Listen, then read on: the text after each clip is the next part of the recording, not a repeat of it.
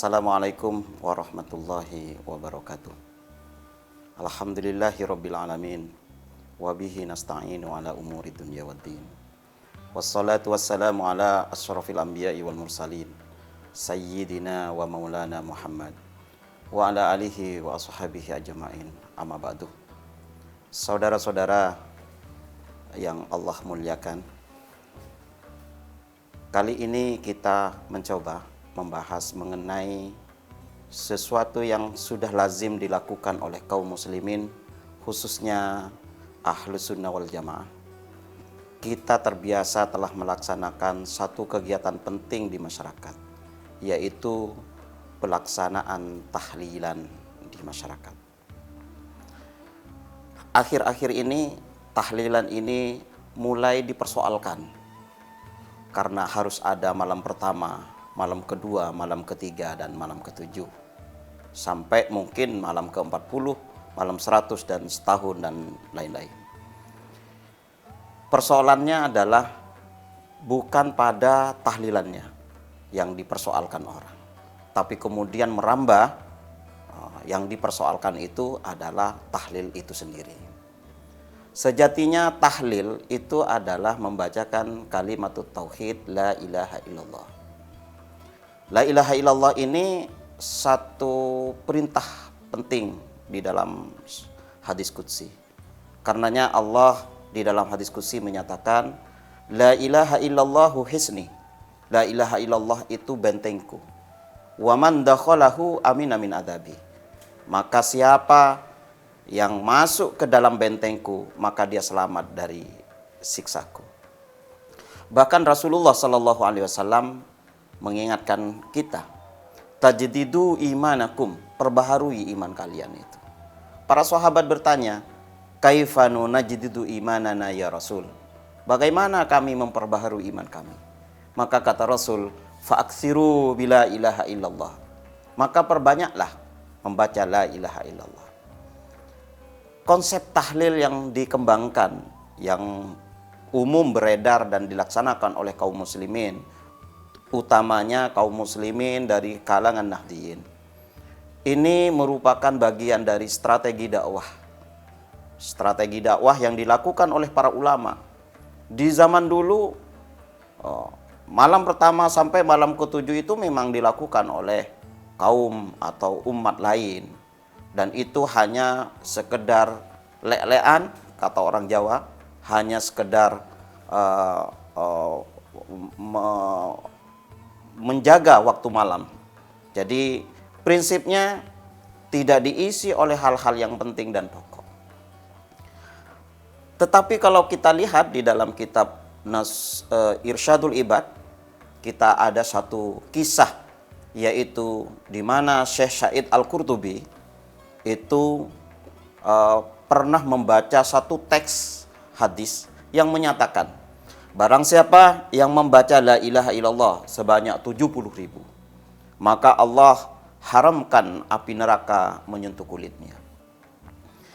Di dalamnya dikisahkan bahwa Syekh Sa'id Al-Qurtubi itu merasa kurang yakin. Masa dengan 70.000 la ilaha illallah lalu orang itu bisa selamat dari api neraka? Akhirnya Syekh Sa'id Al-Qurtubi mencoba menelusuri teks hadis ini, kesohihan teks hadis ini. Ternyata menurutnya ini sahih sekali. Akhirnya Syekh Sa'id Al-Qurtubi membaca la ilaha illallah sebanyak 70.000 untuk kakeknya, 70.000 untuk neneknya, 70.000 untuk bapaknya, 70.000 untuk ibunya, dan seterusnya. Bahkan beliau sampai membaca 70.000 yang belum diniatkan untuk siapa-siapa. Suatu ketika Syekh Sa'id Al-Qurtubi mendengar ada seorang anak muda yang dipercaya bisa melihat surga dan neraka. Dipercaya oleh masyarakat bahwa anak muda ini bisa menyaksikan dan melihat secara nyata tentang surga dan neraka. Syekh Sa'id Al-Qurtubi pun nggak percaya. Masa mungkin ada orang bisa diperlihatkan oleh Allah surga dan neraka kepada dirinya? Pendek cerita, suatu ketika Syekh Sa'id Al-Qurtubi berada di dalam suatu acara resepsi, selesai makan-makan dan melihat anak muda itu pun makan, Maka selesai anak muda itu makan, mendadak anak muda itu berdiri dan berdoa kepada Allah. Ya Rob, jangan kau masukkan ibuku ke dalam neraka ya Rob. Sambil menangis anak muda ini. Maka Syekh Said Al-Qurtubi yang nggak begitu yakin terhadap anak muda ini. Lalu Syekh Said Al-Qurtubi mengatakan di dalam hatinya, hari ini akan aku uji engkau. Katanya engkau bisa ngelihat surga dan neraka. Saya telah membaca La ilaha illallah sebanyak 70.000. Hari ini aku sedekahkan kepada ibumu yang katanya masuk neraka itu. Dan ini disampaikan oleh Syekh Said Al-Qurtubi di dalam hati. Tidak disampaikan secara lisan kepada anak muda itu. Begitu Syekh Said Al-Qurtubi menyatakan di dalam hatinya, mendadak anak muda itu berkata, Ya Rob, terima kasih engkau telah memindahkan ibuku dari neraka ke surga. Gara-gara sedekah pahala orang yang membaca La ilaha illallah sebanyak 70.000. Lalu engkau pindahkan ibuku dari neraka ke surga. Ini sebab sedekah La ilaha illallah sebanyak 70 yang telah diberikan kepada ibuku. Tapi engkau sembunyikan orangnya. Mudah-mudahan kau masukkan orang itu ke dalam surgamu pula ya Rabb. Hadirin saudara-saudara yang dimuliakan Allah, dari sini kita bisa mengambil itibar. Ulama kemudian menjadikan cerita ini menjadi satu kisah atau satu tradisi. Daripada tradisi kematian itu diisi oleh lek-lekan, yaitu bermalam tanpa ada makna. Bahkan mungkin hanya main gaplek saja. Sama ulama diisi dengan cara membacakan kalimat tauhid, yaitu la ilaha illallah sebanyak 100 kali.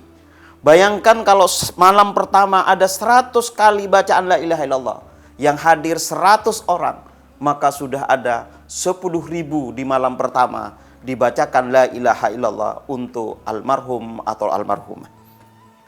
Malam kedua 10.000. Jika di 7 malam, itu berarti ada 70.000 yang telah dibacakan kalimat tauhid untuk almarhum dan almarhumah.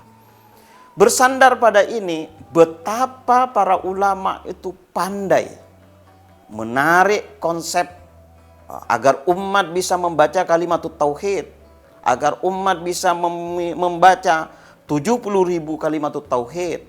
Maka ulama masuk ke dalam tradisi, kemudian menjadikan kalimat tauhid terbiasa dibaca oleh umat Islam pada umumnya. Oleh karena hadirin yang dimuliakan Allah, inilah satu kisah.